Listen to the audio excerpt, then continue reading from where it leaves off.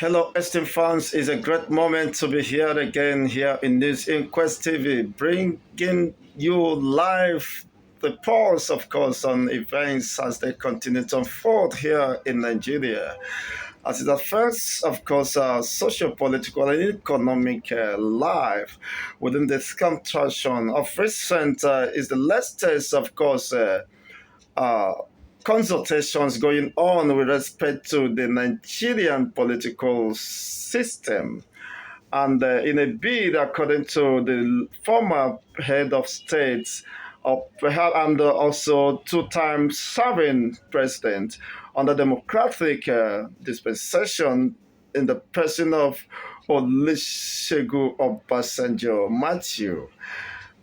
In his recent tour, of course, which is captured that national interest. His intention was to salvage, of course, the decline of us political system and the turbulent moment where we are in. That is a clear indication, of course, that Nigeria is at the brink of collapsing and possibly, of course, disintegration is imminent and possibly inevitable.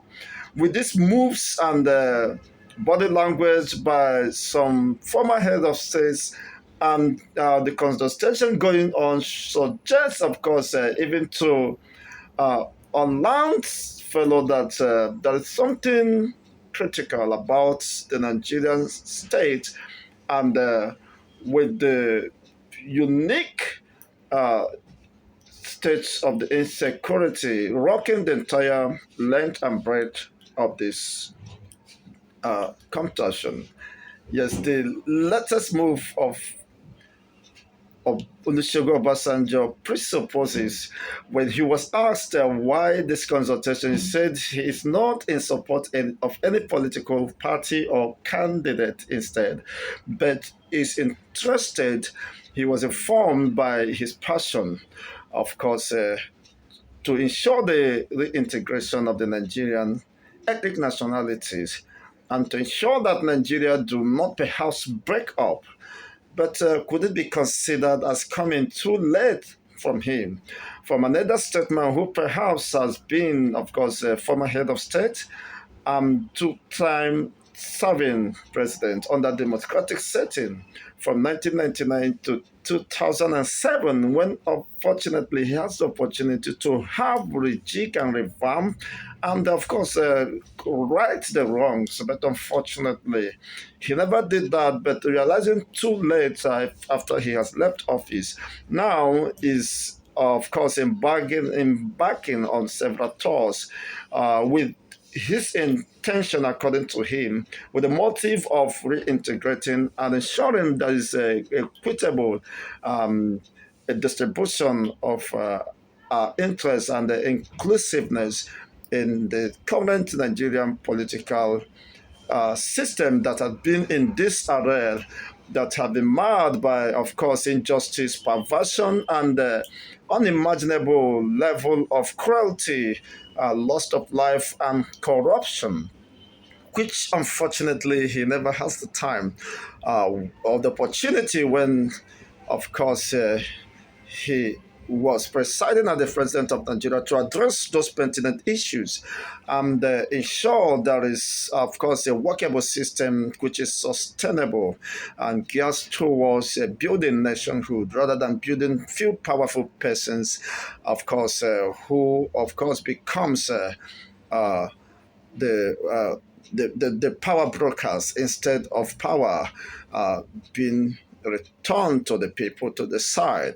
Now that he's making such move, could you consider it as too late for him and could not in any way prefer any solution to the myriads of problems already that have engulfed the entire Nigerian political spheres, where you see, of course, Boko Haram and bandits giving ultimatum to the government of the day and holding some supposed Nigerian citizens ransom to hostage, demanding for ransom for barely 4 months now. Some people have been held.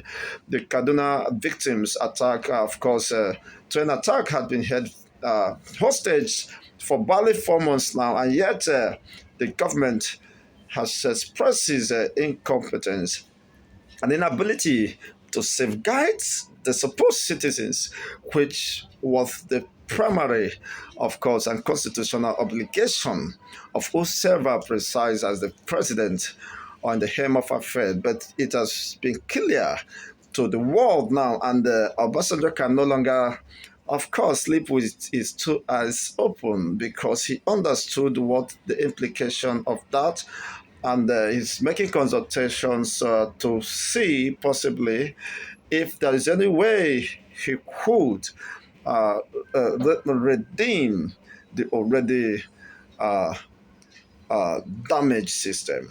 Well, could you at this time support him or agree with him in respect to this? I would want to know what is your own point of view or opinion with respect to this movement, and possibly tell us what you think about that, and what you think he's doing right or wrong, or if perhaps there is any possibility of revamping or redeeming uh, the time, because there is no longer time. All indication is pointing to the fact that Nigeria is almost at the last lap of breaking away, of course, or splitting either. Which possibly do you consider that to be the best option, or the best thing that would ever happen to this contraction, so that people will have a feel of self belonging, and of course enjoy the equitable distribution of their own commonwealth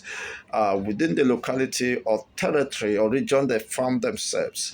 Yes, what would be your own position? I would want to know.